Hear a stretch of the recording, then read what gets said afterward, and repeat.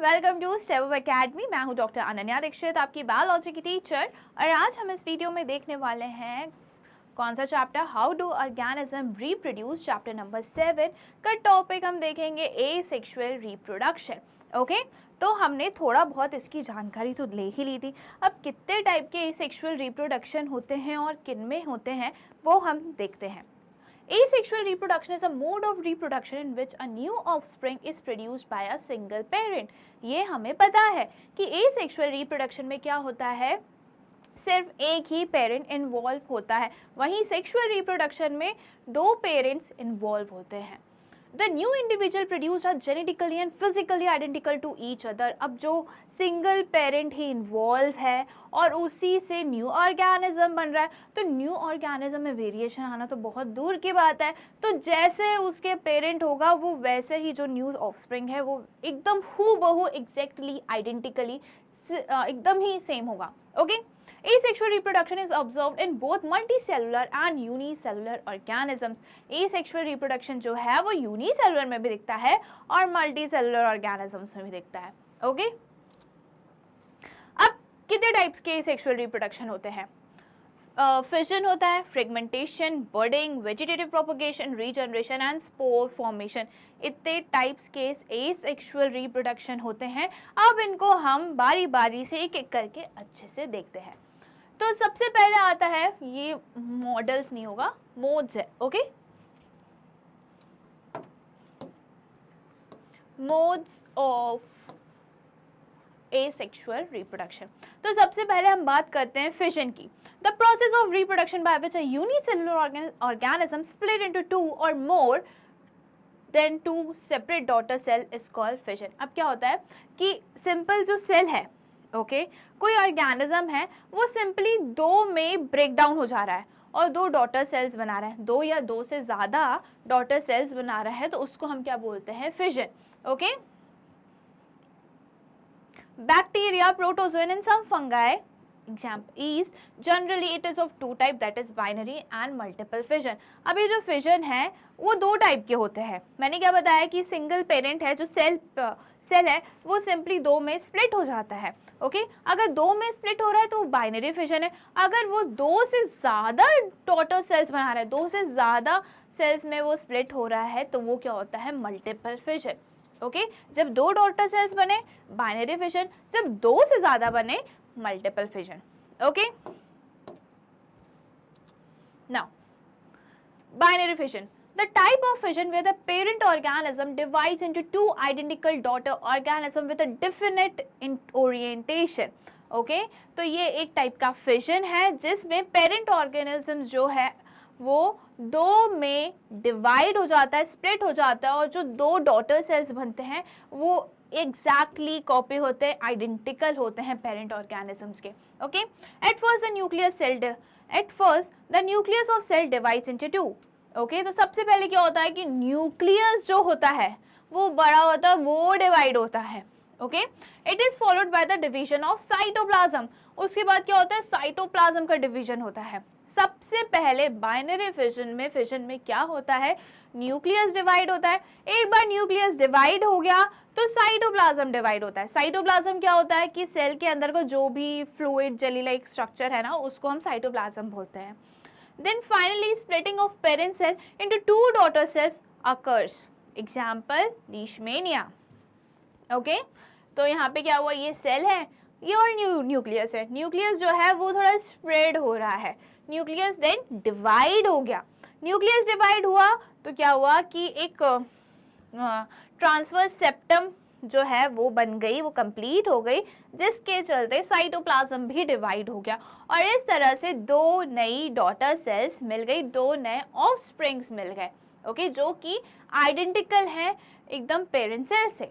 Now अब हम बात करते हैं मल्टीपल फिजन की।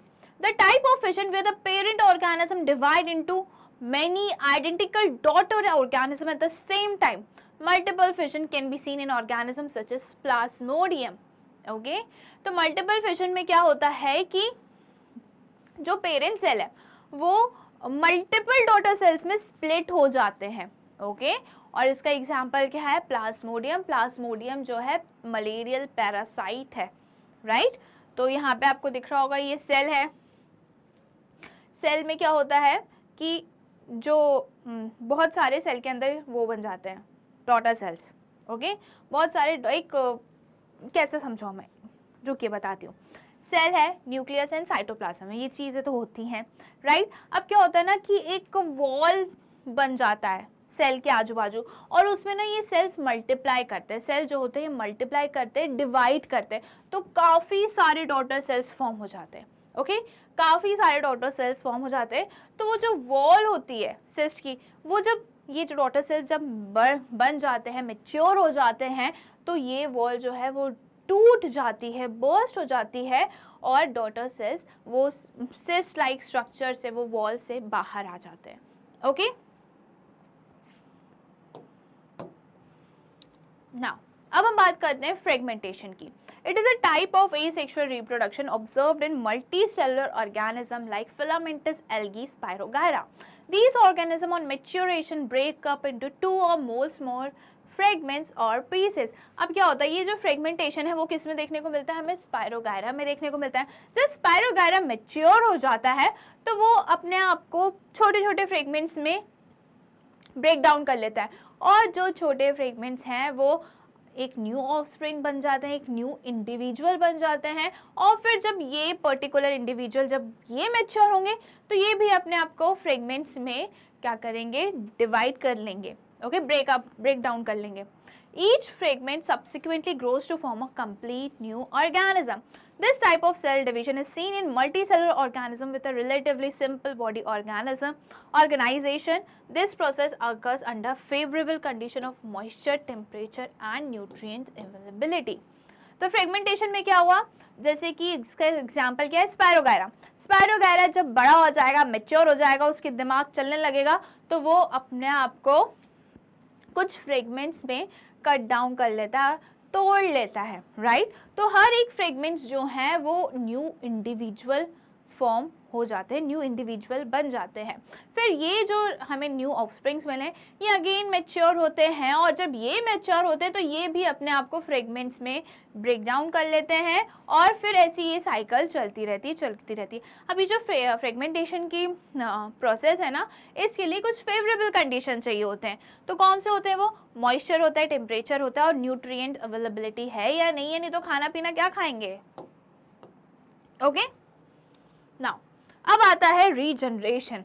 फ्रेगमेंटेशन और रीजनरेशन में ना बच्चों को बहुत कंफ्यूजन होता है कि मैम दोनों में डिफरेंस क्या है। तो बेटा फ्रेगमेंटेशन में ना हमारे पास वो नहीं होता, क्या, रीजनरेटिव सेल्स नहीं होते, स्पेशलाइज्ड सेल्स नहीं होते। रीजनरेशन में स्पेशलाइज्ड regenerative cells होता है, okay. Some animals like Hydra and Planaria can regenerate into a complete individual from a single segment of their body part, okay. तो यहाँ पे क्या लिखा है, जो कुछ ऑर्गेनिज्म जैसे हाइड्रा और प्लेनेरिया क्या करते हैं, अगर उनका थोड़ा सा सेगमेंट अगर गलती से कट गया या जानबूझे कट गया, कैसे भी कट गया, तो वो एक पर्टिकुलर सेगमेंट, वो एक पर्टिकुलर पार्ट जो है उससे वो एक न्यू इंडिविजुअल बना सकते हैं, एक पूरा बॉडी पार्ट उनका बन सकता है, पूरी बॉडी बन सकती है उनकी, okay. Thus regeneration is a type of asexual reproduction in which the development of new organism occur from just a broken or cut part of parent organism. यहाँ पे प्लेनेरिया है, इसका मुंह काट दिया, इसका ये ट्रंक वाला जो पोर्शन है, बीच मिडिल पोर्शन है, वो कट कर दिया, और इसका जो नीचे वाला लोअर पार्ट है वो अगर कट कर दिया, ये तीनों को अगर हमने कट कर दिया तो वो हर एक पार्ट से, हर एक सेगमेंट से एक न्यू इंडिविजुअल फॉर्म कर देते हैं। इसका मैं एक बहुत अच्छा एग्जांपल देती हूँ रीजनरेटिव सेल्स का। छिपकली तो देखी है हमने, छिपकली की पूंछ कटी हुई भी देखी है, फिर थोड़ी देर बाद देखोगे अरे छिपकली की तो पूंछ आ जाती है। तो क्या होता है ना, छिपकली की पूंछ पे प्रेजेंट होते हैं रीजनरेटिव सेल्स, ओके। तो पूंछ अगर उनकी कट भी जाती है तो पूंछ से वो पूरी छिपकली नहीं बनेगी, बट क्या होता है कि उनकी छिपकली की पूंछ जरूर आ जाती है, ओके। तो इससे क्या समझ में आया था कि रीजनरेटिव सेल्स छिपकली के पूंछ वाले हिस्से में प्रेजेंट है, कि अगर पूंछ कट के अलग हो गई, टेल कट के अलग हो गई, तो एक नई पूंछ उसकी आ जाएगी। वैसे अगर हम ह्यूमन बॉडी की बात करें तो हमारे पास होते हैं जी रीजनरेटिव सेल्स हमारे लिवर में। ओके, तो लिवर जो है वो भी थोड़ा बहुत रीजनरेट कर लेता है। This is carried out by specialised cells which proliferate and make a large number of cells. Okay, ये स्पेशलाइज्ड सेल्स के कारण होता है, और वो स्पेशलाइज्ड सेल्स कौन से होते हैं? रीजनरेटिव सेल्स होते हैं जो प्रोलिफरेशन शो करते हैं और काफ़ी सारे सेल्स बना लेते हैं। ओके, तो ये बात हुई फ्रेगमेंटेशन और रीजनरेशन की। फ्रेगमेंटेशन में कोई भी ऐसे पर्टिकुलर सेल्स नहीं होते हैं, उसमें जो ऑर्गेनिज्म है वो मैच्योर होके अपने आप को तोड़ लेता है भाई, ताकि न्यू ऑर्गेनिज्म फॉर्म हो उससे। रीजनरेशन में अगर कोई सा पार्ट टूट गया है, कट गया है गलती से जानबूझ के, तो उस पर्टिकुलर पार्ट से न्यू इंडिविजुअल बन जाता है। ओके, और क्यों बन जाता है? क्योंकि उनके पास रीजनरेटिव सेल्स होते हैं। अब हम बात करते हैं फोर्थ टाइप की, बडिंग। बडिंग जो है वो भी एसेक्सुअल रिप्रोडक्शन का एक टाइप है, और हम पढ़ ही रहे हैं एसेक्सुअल रिप्रोडक्शन। तो इसमें क्या होता है? Where a daughter organism is formed from a small projection known as bud. Okay, तो जो पेरेंट ऑर्गेनिज्म होता है उसमें एक छोटा सा नन्हा सा मुन्ना सा प्रोजेक्शन निकलने लगता है। यहाँ आपको दिख रहा है। ओके, तो इसको क्या बोलते हैं? बर्ड। इसको क्या बोलते हैं हम? बर्ड। अब ये बर्ड जो है पेरेंट ऑर्गेनिज्म से अटैच्ड होते ही मैच्योर होने लगता है।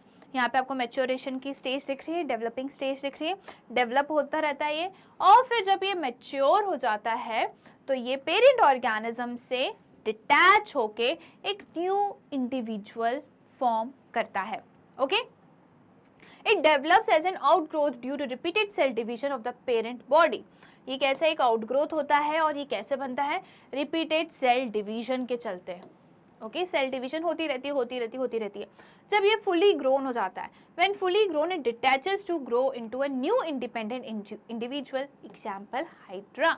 जब ये मैच्योर हो जाता है, पेरेंट बॉडी से डिटैच हो जाता है और अपना एक इंडिविजुअल बन जाता है ये, और ये किस में देखने को मिलता है हमें?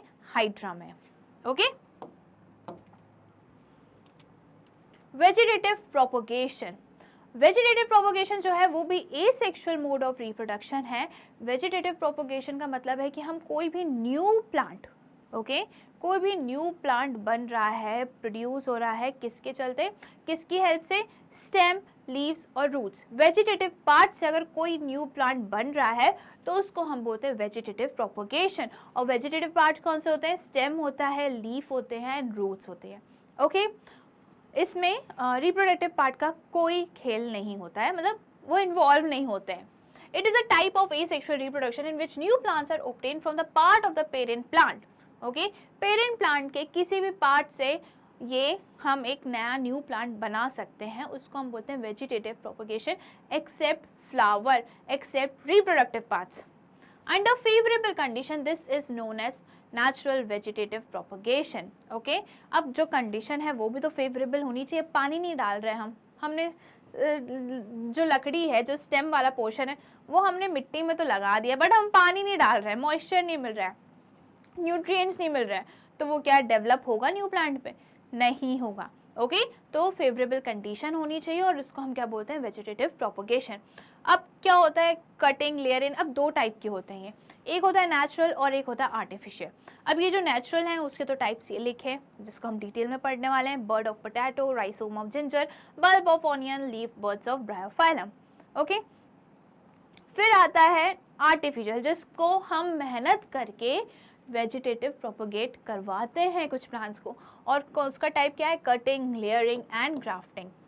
ओके, तो चलिए हम देखते हैं एक एक चीज़ के बारे में कि ये क्या होता है, कैसे होता है। The tuber of potato, bird of potato की हम बात करते हैं सबसे पहले। Tuber of potato is swollen part of an underground stem और मॉडिफाइड स्टेम। अब ये ट्यूबर क्या है? जो पूरा पोटैटो होता है ना, उसको हम ट्यूबर ऑफ पोटैटो बोलते हैं। जैसे ये पूरा पोटैटो है, ये पूरा पोटैटो है, तो ये क्या है? Tuber of potato. क्या है ये? Tuber of potato. ये जो ट्यूबर ऑफ पोटैटो है ये हमको दिखता है स्वॉलन पार्ट है। ऑब्वियसली पोटैटो कैसा होता है? आलू। हम अगर कोई हमें हेल्दी पर्सन भी दिखता है तो हम उसको आलू बुलाते हैं, है ना? तो आलू कैसा होता है? अच्छा मोटा होता है, स्वॉलन पार्ट होता है ये। ओके तो इसको हम क्या बोलते हैं, ये अंडरग्राउंड स्टेम है, ये मॉडिफाइड स्टेम है। मॉडिफाइड स्टेम का मतलब होता है कि वैसे तो स्टेम का काम क्या होता है, सपोर्ट देने का, है ना।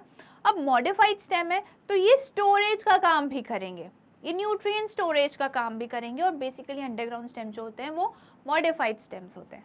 Okay upon maturation number of seed buds together come upon the surface of the tuber. अब काफी सारे सीड बड्स आपको दिखता होगा आई, है ना, ये आई है, ये क्या है, आई है। अब थोड़े दिन तक अगर आलू हमारे घर में रखे रहते हैं, वैसे तो सबके घर में आलू का स्टॉक रहता है ना, कि ख़त्म नहीं होने चाहिए आलू, क्योंकि आलू तो सब सब्जी में डलता है। तो जब आलू काफ़ी दिन तक रखे रहते हैं, ख़राब तो होते नहीं है, तो उसमें ना ऐसी आई तो रहती है, पोटैटो आई। पोटैटो आई से क्या फॉर्म होता है, बर्ड, कुछ रूट्स टाइप का स्ट्रक्चर निकलता है, बट वो रूट्स नहीं, उसे हम क्या बोलते हैं, उसे हम बोलते हैं बर्ड्स, उसे क्या बोलते हैं हम, बर्ड्स। ओके आई से बर्ड्स बनते हैं। The seed buds in potato are known as the eye of the potato. अब जो सीड बर्ड्स होते हैं उन्हीं को हम क्या बोलते हैं, आई भी बोलते हैं पोटैटो की।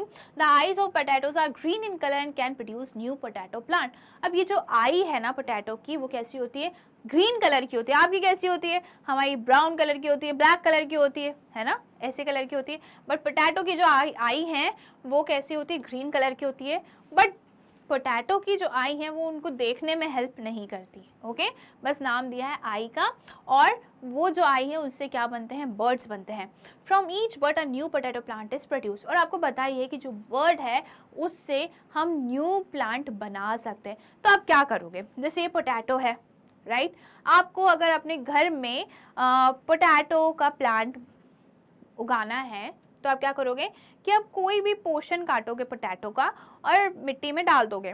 बट शर्त ये होनी चाहिए, कंडीशन ये होनी चाहिए कि उस पोटैटो में बर्ड प्रेजेंट हो, उस पोटैटो में बर्ड प्रेजेंट हो, तभी उन्हीं बर्ड से लीव्स बनेंगी, स्टेम बनेंगे, रूट्स बनेंगे। ओके एक नया पौधा बनेगा, एक नया प्लांट बनेगा। अब हम बात करते हैं राइजोम ऑफ जिंजर। ओके तो ginger grows horizontally in the soil. Ginger जो है ना सॉइल में ऐसे ऐसे ऐसे पूरा बिछता जाता है, ऐसे ही डेवलप होता है, वो ऐसे ही ग्रो करता है, इट लाइन में। Okay it shows the presence of distinct nodes and internodes which are covered by scaly leaves. अब जो डार्क पोर्शन होता है ना, ये वाला, ये क्या है, स्केली लीव्स है जिंजर की। अब इसी में क्या प्रेजेंट होते हैं, इनमें प्रेजेंट होते हैं नोड्स एंड इंटरनोड्स। नोड्स और इंटरनोड्स को तो मतलब पता है, ये नोड से जो आगे चल के स्टेम, लीव्स, रूट्स बनेगा, और दो नोड्स के बीच के पार्ट को हम क्या बोलते हैं, internode. The presence of above mentioned characteristics show that it is an example of rhizome, which is the underground modification of the stem. Okay, stem जो है उसी में तो nodes present होते हैं, उन्हीं में तो इंटरनोड्स प्रेजेंट होते हैं। अब जब राइजोम जो है जिंजर का, जो जिंजर जो है उसमें अगर नोड्स और इंटरनोड्स प्रेजेंट है, दैट मीन्स वो किसका पार्ट है, वो स्टेम का पार्ट है। Okay This type of modification of stem is generally found for the storage of food and vegetative propagation. अब जो भी अंडरग्राउंड स्टेम होती हैं, मॉडिफाइड स्टेम होती है। मॉडिफाइड स्टेम का मतलब क्या होता है कि वो सपोर्ट के साथ साथ स्टोरेज का भी काम कर रही है, फूड स्टोरेज का काम भी कर रही है, न्यूट्रिशन स्टोर भी करके रख रही है। ओके तो hence ginger is a stem, not a roof, नहीं रूट। ओके तो ये राइजोम ऑफ जिंजर है, इनमें क्या प्रेजेंट होते हैं, नोड्स और इंटरनोड्स प्रेजेंट होते हैं। अब भाई नोड्स और इंटरनोड्स जो हैं वो कहाँ प्रेजेंट होते हैं, स्टेम वाले पार्ट में होते हैं। अब हमें ये पता है, पहले तो ये क्लियर होना चाहिए कि स्टेम में नोड्स और इंटरनोड्स प्रेजेंट होते हैं। अब ये जो राइजोम है, ये जो जिंजर है, इसमें भी नोड्स और इंटरनोड्स प्रेजेंट है। तो क्या है ये रूट्स नहीं है, ये क्या है, स्टेम है। भले ही मिट्टी के अंदर है ये जो स्टेम है, भले ही मिट्टी के अंदर है, तो इसको हम क्या बोलेंगे, अंडरग्राउंड स्टेम। ऐसा नहीं है कि जो चीज़ मिट्टी के अंदर है वो रूट्स ही होंगी। जैसे ये एग्जाम्पल हमने देख लिया, तो ये क्या है, स्टेम है। ओके ये मॉडिफाइड स्टेम है, स्टोरेज का काम करती हैं। नाउ अब हम बात करते हैं ब्रायोफाइलम लीव की। ब्रायोफाइलम लीव्स क्या होती हैं कि हमें पता है क्या होता है। सपोज ये ब्रायोफाइलम की लीफ है, ओके ये ब्रायोफाइलम की लीफ है और इसको हम क्या बोलते हैं, नॉचेस। इसको हम क्या बोलते हैं, नॉचेस। थोड़े डिफरेंट कलर से बताती हूँ, इसको हम क्या बोलते हैं, नॉचेस। ओके अब क्या लिखा है वो हम देख लेते हैं, इतना समझ लीजिए। ये ब्रायोफाइलम की लीफ है और इसको हम क्या बोलेंगे, notches. Bryophyllum takes place by leaf. Vegetative propagation जो ब्रायोफाइलम में देखने को मिलता है वो किसके थ्रू होता है, पत्तियों के कारण होता है, लीफ के कारण होता है। The leaf of Bryophyllum is broad and has notches at its margin. ठीक है, तो जो ब्रायोफाइलम की लीफ जो होती है वो ब्रॉड होती है, मतलब मोटी होती है, and has notches at its margin. अब ये जो मार्जिन है, अब सिंपल ऐसी लीफ नहीं होती है, ठीक है, ऐसी लीव्स नहीं होती, इसमें नॉचेस प्रेजेंट होते हैं, कर्व्ड प्रेजेंट होते हैं, कर्व रहती हैं ये, तो इसको क्या बोलते हैं हम, notches. Okay now birds arises from the notches. अब ये जो नॉचेस हैं इनमें क्या अराइज होते हैं, इनमें क्या बनते हैं, इनमें बर्ड्स बनते हैं। ओके बर्ड्स इन्हीं नॉचेस से निकलते हैं। The birds can give rise to new plants with root, shoots and small leaves. अब birds हैं तो birds जो हैं वो root, shoot, leaves सबको क्या बना सकते हैं। ठीक है, फिर से मैं एक बार समझाती हूँ। ये लीव है, लीव में ये जो कर्व पोर्शन है इसको हम क्या बोलेंगे, नॉचेस। नॉचेस से क्या बनते हैं, बर्ड्स बनते हैं, और बर्ड्स जो हैं वो केपेबल होते हैं लीव्स बनाने में, स्टेम बनाने में, रूट्स बनाने में। Okay the new plants then detach from the leaf and develops into a mature plant after coming in contact with the soil. अब जो न्यू प्लांट है वो लीव से डिटैच हो जाता है, पेरेंट लीव से डिटैच होके एक न्यू इंडिविजुअल फॉर्म करता है जब वो मिट्टी के कांटेक्ट में आता है। अब सपोज ये एक नॉच है, ये एक नॉच है, ये एक नॉच है। अब यहाँ पे इसमें बहुत सारे बर्ड्स हैं, ओके यहाँ पे इनके पास बहुत सारे बर्ड्स हैं, तो ये जो हर एक बर्ड है ना ये केपेबल है कि ये न्यू प्लांट बना सकें। ओके हर एक बर्ड जो है वो केपेबल है कि एक वो न्यू प्लांट प्रोड्यूस कर सकें। तो कितने भी प्लांट इससे बन सकते हैं, पर कंडीशन क्या होनी चाहिए, फेवरेबल कंडीशन होना चाहिए। ओके तो ये बात हुई वेजिटेटिव प्रोपोगेशन नेचुरली। ठीक है, नेचुरली कैसे होता है उसकी। अब हम बात करते हैं आर्टिफिशियल वेजिटेटिव प्रोपोगेशन की, तो जिसको हम खुद करवा रहे हैं। ओके तो क्या होता है, सबसे पहले तो होता है कटिंग। हमने क्या किया, पेड़ की डगाल को तोड़ दी, ठीक है, स्टेम को कट करा, और जहाँ पे हमें नया प्लांट चाहिए उस पर्टिकुलर जगह पे, एरिया पे हमने मिट्टी में उस कटी हुई स्टेम को, cut part of the stem को हमने मिट्टी में लगा दिया। Okay cutting are the most common method employed by gardeners to grow new plants. Cutting जो है सबसे कॉमन मेथड है जो गार्डनर्स यूज करते हैं नए प्लांट को बनाने के लिए। A portion of the stem is cut and planted in the soil, which develops root and further grow into a new plant. तो कोई भी हमने स्टेम का पार्ट काटा, उसको मिट्टी में डाल दिया, मिट्टी में हमने पानी वानी सब डाला, न्यूट्रिशन प्रोवाइड किया उसको, तो वो जो कट पोर्शन था वो एक न्यू प्लांट बन गया। ओके तो ये क्या होता है, ये होता है cutting.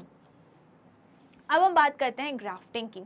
In grafting we use two closely related plants to produce a new plant that has a desired combined traits of both the parent plants. अब हम ग्राफ्टिंग में क्या करते हैं ना, एक स्टेम इस प्लांट का ले लेते हैं और एक स्टेम दूसरे प्लांट का ले लेते हैं और उनको कंबाइन कर लेते हैं। ओके क्या कर लेते हैं, थोड़ा सा पार्ट, स्टेम वाला पार्ट इससे लिया और रूट वाला पार्ट इस प्लांट से लिया और उनको हम कंबाइन कर लेंगे। ओके ताकि हमें जो भी ट्रेट्स, कैरेक्टरिस्टिक्स जो न्यू प्लांट हम चाह रहे हैं हमें मिले, उसमें ये सारे दोनों पेरेंट्स के कैरेक्टरिस्टिक हमें देखने को मिले। One plant is stock of which we take the root system and other is the scion.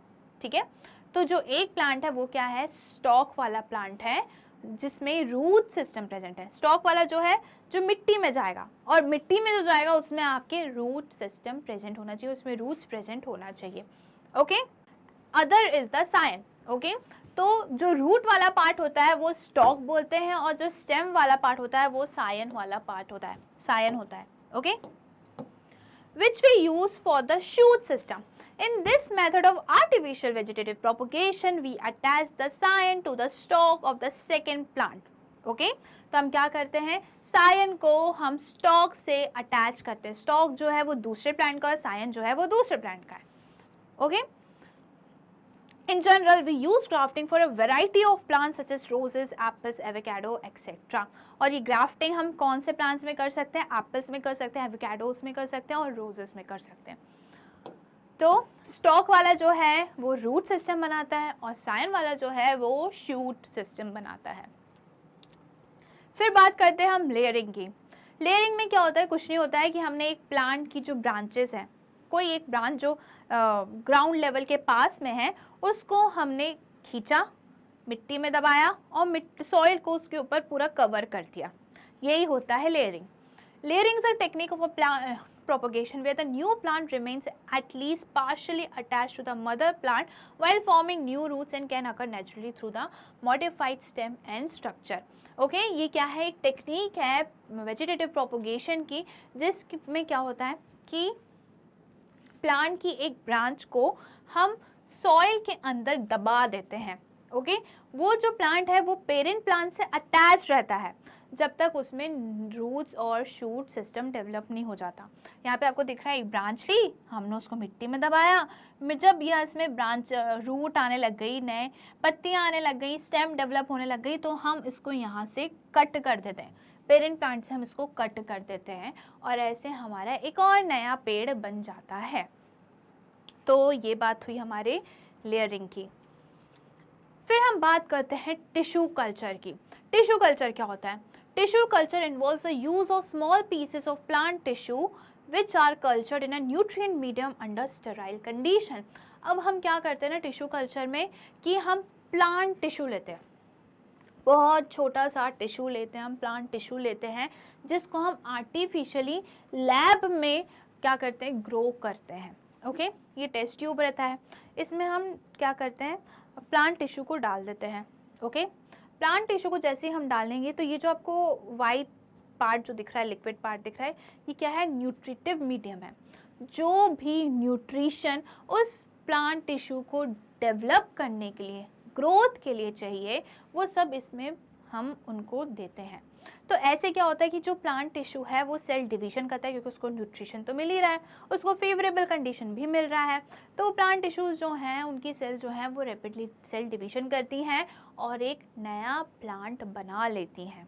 Okay, तो इसमें नया जैसे ही प्लांट बनेगा तो उसमें क्या रूट्स भी मिलेंगी, हमें लीव्स मिलेंगी, स्टेम भी मिलेगा. तो जब ये न्यू बेबी प्लांट बन जाता है तो उसको हम निकाल के, ये टेस्ट ट्यूब से निकाल के हम कहाँ, जहाँ पे भी हमें मिट्टी में उगाना है उसको हम वहाँ पे रख देते हैं. ओके, तो ये बात हुई किसकी? टिश्यू कल्चर की.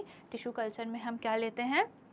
प्लांट टिश्यू लेते हैं, उसको लेबोरेटरी में, लैब में एक पर्टिकुलर मीडियम में ग्रो करते हैं. ठीक है, डेवलपमेंट करवाते हैं. ओके, तो जो मीडियम रहता है वो फेवरेबल कंडीशन बताता है, फेवरेबल कंडीशन देता है प्लांट ग्रोथ के लिए.